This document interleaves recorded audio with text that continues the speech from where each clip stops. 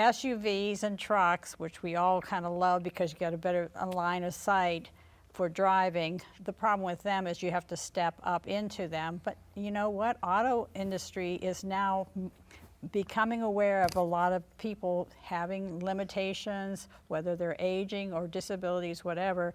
So they're putting in arm grab bars, and there are cool. after manufacturing devices that can also assist with transfers. And some of the things that we do at CarFit is actually helps them problem solve how to make getting the transfers into the car safer and easier.